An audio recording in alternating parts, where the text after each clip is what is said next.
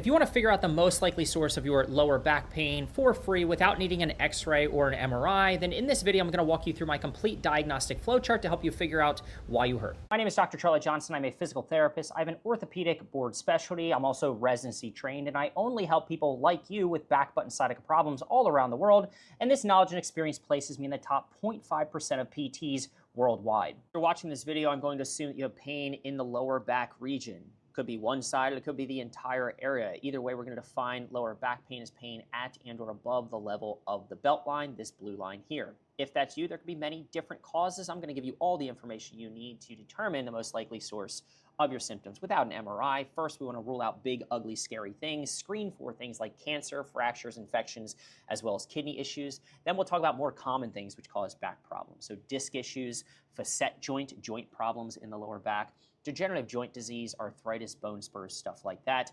And then a commonly overlooked cause of back pain is something we call central sensitization. It's very real pain. It's not made up. It's not in your head, but your brain and or nervous system becomes sensitive and causes you to feel physical pain in your back. Now, when you're trying to figure out what something is, it's often helpful to know what it is not. So we can say with a high degree of certainty right off the bat that if you have pain in your lower back, this area, you do not have muscle and or fascia causing it. You don't have sciatica, not piriformis syndrome, and SI joint probability goes way down. Big picture, your body can cause pain in your lower back, and a sensitive nervous system. Brain can cause pain in your lower back. Let's rule out body stuff first, big, ugly, scary things. So you can see my resources here. This is where I get this cluster of findings that we use to screen for cancer. Cancer, about 6 out of 1,000 people who present with back pain will have cancer as the cause of their back pain. Are you greater than 50 years old? Do you have a previous history of cancer? A previous history of cancer is the biggest predictor of cancer as the cause of back pain in the future. Are you experiencing unexplained weight loss, losing weight, and you don't know why? Are you not responding to natural treatment? And this is useful, this cluster of findings, because cancer causing your back pain can be ruled out with 100% certainty if you are less than 50, you're not experiencing unexplained weight loss, you don't have a previous history of cancer, and you are getting better or responding positively to natural treatment. Now, if you have a previous history of cancer, or 3 out of 4 of these boxes are checked off, then we would generally recommend that you refer out or get an x-ray as well as some blood work. So ESR stands for erythrocyte sedimentation rate. We're looking for markers of inflammation in the blood. So that's cancer. Fracture, again, not very common. Here is the resource where I get this cluster of findings. Are you a female greater than 70 years old? Did your back pain start due to physical trauma, a fall, a car accident, something like that? Do you have a history of taking steroids in the past, corticosteroids, for some type of other maybe health condition? If 3 out of 4 of these boxes are checked, then we will often refer out to rule out fracture as the cause of your pain. Infection, things like disc infections, discitis, or bone infections in the spine, osteomyelitis. So did your back symptoms start and or are they associated with not feeling well? Fever greater than 100.4 degrees, body aches, chills, nausea, fatigue, vomiting, redness, swelling, all of that stuff. If so, infection goes up higher on the possibility list. Kidney stuff, kidney infections, kidney stones. Often this will present with one-sided back pain or what we call flank pain. You take the lowest rib and the top of the hip bone, the pelvis, and somewhere in that region you'll have pain and it'll be associated with, again, not feeling well. Fever, body aches, chills, nausea, fatigue, painful urination, changes in the color of urination, sometimes even some groin pain. Pain will not be clearly linked to a certain motion or position. You won't be able to move or position yourself in a way consistently to bring on or shut off the symptoms. There's often no clear reason why your pain started, and you will have what we call a positive percussion test. Here's how you perform that. You can do it or someone else can do it for you. What you're going to do, you can look at me down here. You take your non-dominant hand, you place it over your flank or the lower part of your back where you feel pain, near your kidney. Take your non-dominant hand, place it flat, then take your other hand, make a fist, and just thump the back of that hand. If you have a kidney problem, it will hurt. If you have some other back problem causing your back pain, you'll feel the thump, but it generally will not cause significant pain. So now that we've ruled out those things, now let's talk about more common things. Things like disc issues, facet joint issues, things like that. So if you have lower back pain, and I know nothing else, right off the bat, we know that there's roughly a 41-ish% chance or probability you have a disc problem causing that. 31% facet or joint problem, and then SI joint and nerve problems go down from there. Let's first start by talking about what it is not. Let's rule stuff out. Right off the bat, we can say the chance you have a muscle problem or a fascia problem causing your pain is very low. It is not a significant contributor to back pain, despite what many people have been led to believe. We just don't have a lot of high-quality evidence and or studies to prove that the muscle itself is the pain generator. Now, that doesn't mean that you can't push on the muscle and cause yourself to experience pain. But just because you push on something, it causes you pain, doesn't mean that thing is the reason for your pain. Instead, these muscle knots or trigger or tender points may not even exist. What causes your muscles when you push on them to be tender? What allows that to happen? Your nervous system. So there's something called neurogenic inflammation, whereby if you irritate, let's just say, for example, the L5 nerve in your spine, well, the L5 nerve gives feeling to and or function to many different regions of the butt, the hamstrings, the outer leg, the shin, and even the calf.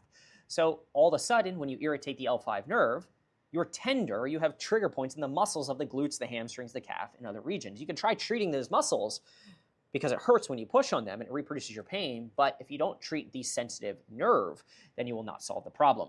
So a nerve problem, not a muscle problem. If you have pain only in your lower back, you do not have sciatica, because sciatica will almost always refer below the level of the knee into the foot and be associated with things like numbness, tingling, burning, shooting, electric-like feelings, okay?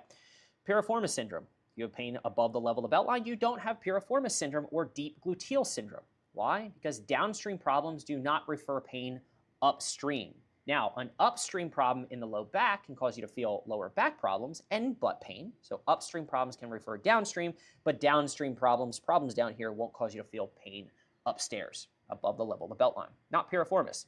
And likely not an SI joint either, because SI joint problems are almost always one-sided below that blue line, below the level of the belt line into the center of the buttock, right? So now let's talk about disc and facet joint issues. Right off the bat, if you present and you say, hey, Charlie, I have pain across the level of my belt line. I have pain spans from the right to the left side or left to the right side across the level of my lower back, then this shifts the probability significantly towards it being a disc problem just based off the location alone. Now, we also have the brain that could cause pain across the level of the low back from right to left side. So if it is a disc problem, if your pain is due to damage of the disc, then we should be able to move the spine in some direction and recreate your pain. So let's try it. These are the most common motions which will reproduce disc issues. So disclaimer, just proceed with caution, but I would ask you walk through these one by one. So first things first, we're going to do a standing center back bend. So feet shoulder width apart, hands on your hips. Make sure you don't lose balance. Bend straight backwards. Is it painful or is it not? Second test, we call this a rotation extension test. Back to the left, and then we'll do it to the right. So stand up, twist your trunk fully to the left, and then bend straight backwards. Is that painful or is it not? And then the third test, same kind of deal, just to the right. Twist fully to the right, and then bend straight back. Is that painful or not? Now, one of these might be painful. All of them might be painful. But either one or all were painful, or they were all pain-free. Let's talk about the most likely scenario whereby one of them at least was painful. This shifts the probability that it is a mechanical problem, because we can bring it on with motion, clearly. And it's probably a disc issue. Now, we can get even more specific. What type of disc issue? What kind of disc issue? Well, chances are if you only have lower back pain, that you do not have a large disc protrusion or herniation. You don't have a disc extrusion or sequestration. Why? Because these almost always present as having leg pain, sciatica-like symptoms. So we can rule that out. But what are you more likely to have? A smaller, more mild disc protrusion or herniation, most often to one side. Some symptoms and signs associated with that. Disc herniations occur in folks who are younger, so less than 50 years old.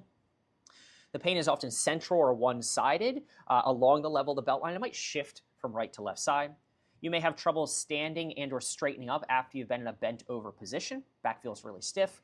Often the pain is worse in the morning. Disc pressure is highest in the morning. Pain is often, but not always, worse when you're sitting, bending, driving, lifting, anything that places you in that C-shaped position, as well as coughing and sneezing, because we know coughing and sneezing increases the pressure within the spine or the disc. Pain is often better while being upright, walking, standing, or lying down, the opposite of the C-shaped position. There's usually a roller coaster of back pain whereby you had a back problem, your back went out, it got better, it goes out again. You know, once every 6 months to a year or something like that, your back just goes out on you.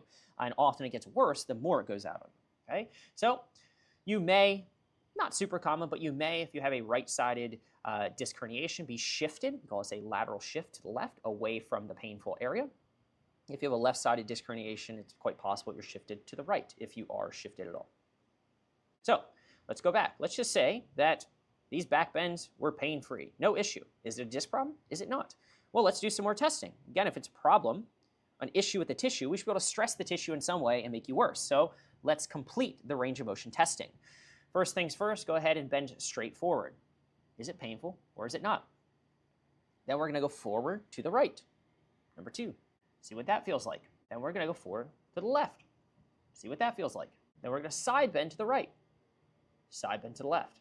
Again, one of two things can happen. Either it's going to be painful, which is the likely scenario, in which case it's a disc problem. And we can say, well, what kind? What kind of disc problem? And we can go back to what we just covered. But what if it's pain-free? I have pain from right to left across my belt line, and I do all these different motions. I test all the different hours of the day. If you think of like your spine or moving your spine in the directions of a clock, we go forward, we go backwards, we go right, we go left, we do all these in-betweens. If that was a disc issue, and there was some type of damage in the body or the disc which is causing my pain, I should be able to make it worse by moving my spine in all these different directions, but I can't. So are you sure it's actually a physical problem? We'll talk more about the role of the brain on pain later to see if that is the likely source. So stick around for that. Now, let's go back. Let's just say that you don't have pain that spans from right to left. It's not central and or across the entire low back. It's just on one side. So you have left or right-sided, just one-sided pain. Well, you can see it's kind of 50-50, almost, right? So it could be disc, it could be facet. It's likely, again, not SI joint or nerve if you have one-sided symptoms. Now, we can go through the same motion. So maybe you've done them and you already have the results. If you haven't, follow along with me. Standing center back bend. Do 1 rep. See what it feels like. Does it reproduce your pain or not? Then stand, twist fully to the left, bend straight back. Stand fully twisted to the right, then bend straight back. And a few things are going to happen. You're going to experience a couple things. Get an idea of what you feel and how you experience the pain as you're moving through those motions. If it's painful during the motion, then this points to it being most likely a disc problem. So let me be clear. If, as you start to bend backwards, you're not fully at the end range of your motion, you just start to bend backwards, you feel a little bit of a catch, and then maybe you feel pain as you go back further, and that's pain during motion. Or maybe you feel some pain at the end range, or pain as you get close to the end range, and then as you're going to stand back up again, you get a little bit of a catch. You feel a stab or a jolt of pain in your lower back. Well then, that points most likely to a disc issue. But let's just say you have pain only at the end range of motion. Only when you get to the very end of your motion do you feel pain in your lower back on that one side. This could be a disc problem or a facet joint problem. Let's go further. Now what I want you to do is I want you to take that yucky back bend motion. So you take the painful back bend where you felt pain at the end range, and now you're going to do it, if you can, as tolerated, of course, up to 10 times. Let's go ahead and try that 10 times right now. You can pause the video or come back to it, but let's just say that the pain stays the same or worsens the more you do it. So you bent back, ow, you felt it, and rep 2, you feel just the same, and rep 3, it's just ow, ow, always right at the end of the motion. It stays the same, it doesn't get better, and or it gets worse the more you do it, then this points to it most likely being a facet joint problem. It shifts the probability towards facet. You can see here, facet is just the joints between the bones or the vertebrae. And we have some research which suggests that there are other things associated with facet joint problems if you want to kind of put this all together. So chances are if you have a facet joint problem in your lower spine, degenerative joint disease, arthritis, you're probably a little bit older. So age greater than 50 years old makes this more common. There is generally no pain when getting up from a seated or sitting position. Coughing, sneezing, and straining typically do not make facet joint problems worse. Pain is often better while walking or sitting. It's not super helpful. And oftentimes the most painful motion for people when they're doing a movement exam will be this one right here, whereby you rotate and extend towards the painful side because you're maximally clamping down or closing down on the joints in that region. Now, you did these motions. Pain stayed the same or worsened. Facet joint. Let's just say, though, that the more you did it, the more you did that yucky back bend, the better it got. Or the symptoms moved in their location. What does that mean? That points to it being a disc problem with a much higher level of certainty than anything else. What you likely experienced if the more you did the yucky back bend, maybe it started off stiff and painful at the end range, but the more you did it, it freed up, you got more motion, and your symptoms went away, or they moved to the center of the spine. Well, we know that facet joint problems generally don't cause pain centrally in the spine. then likely what you experience is what we call centralization. And centralization is highly diagnostic of disc problem, which is why we can say with a high probability that it's a disc issue. All right? So again, we go back to what kind of disc problem? Likely not an extrusion or sequestration or something massive, but we've got these other things associated. A little bit younger, shifting of symptoms, trouble straightening up. That, by the way, is also a difference. I just want to highlight that. Notice I said a moment ago that people with facet joint problems generally do not have pain when transitioning from a sitting to a standing position, versus people with disc problems do. Again, symptoms worse in the morning, pain with coughing, sneezing, straining, versus facet joint problems generally do not experience an increase of pain while doing those things, so on and so forth. And you can review this again if you'd like. Now, let's just say you did these motions. You felt pain at the end range of the motion, going back to here, only at the end range. You did these motions. You're like, meh, it's hard to say if it got better or worse. Not really sure about this. I'm still unsure. Here's what I want you to do. Take your yucky back bend and do it just one more time to get an idea of what you feel and how far you can go. Now pay attention to the degree of motion available.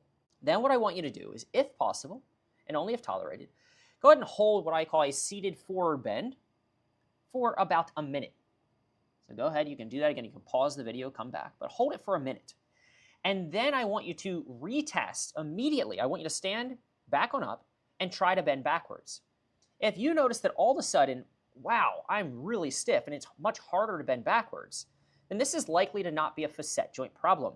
Bending forward actually reduces the stress on the joints, the facet joints of the spine, but it often increases the pressure on the disc. So if immediately after performing this forward motion, you're unable to or notice a loss of motion or it's more painful and restricted to go backwards, then this tells you it's a disc problem.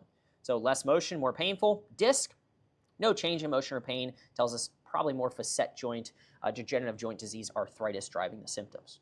Okay, so it's a little bit of a tricky test you can run there. Where were we?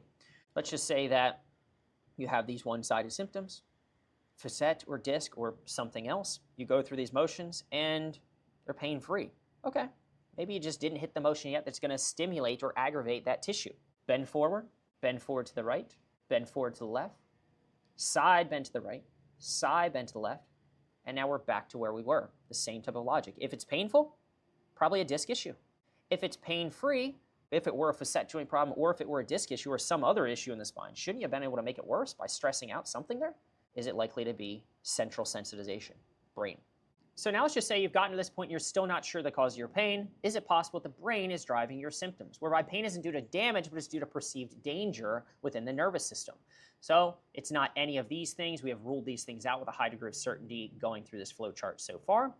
So it's possible that you're experiencing central sensitization, whereby the brain can cause very real physical pain, symptoms, and sensations or feelings anywhere in the body, and it can mimic any of these things to a T, which makes it very tricky. And how do we determine if your brain is driving your symptoms? We look at the evidence and we help you put the clues together to increase the probability one way or the other. So here's what I want you to do. There are a series of 13 questions. They are on the screen here. Ask yourself these questions and answer yes or no. So number one, are you unsure as to why your pain began? No clear injury or cause. People who have damage to the body generally know when their body is damaged. You bent over, you pick something up, you hit your finger with a hammer. If you're not sure as to why your pain began, this might be a sign that maybe there was no physical damage that actually occurred. So are you sure it's of your body? Is your pain chronic? Most things in the body heal within a 6-ish month time frame. If your symptoms have lasted beyond that 3, but let's just say definitely 6-month time frame, then chances are it is not due to a structural problem anymore. Did your pain begin during and or around a time of fight or flight, good or bad stress, financially, relationship, divorce, birth, death, career, something like that? Is your pain inconsistent? Do you have some good and bad days and you don't know why? Does stress trigger your pain? Do you experience relief of your pain with distraction? Maybe when you're focused on doing something else that you love, playing a video game, playing pickleball, going for a run, whatever, you feel much better. Do you have pain or symptoms or problems in other parts of your body? So maybe you have irritable bowel syndrome, some digestive issues. Maybe you have migraines, headaches, neck pain, shoulder pain, knee pains also.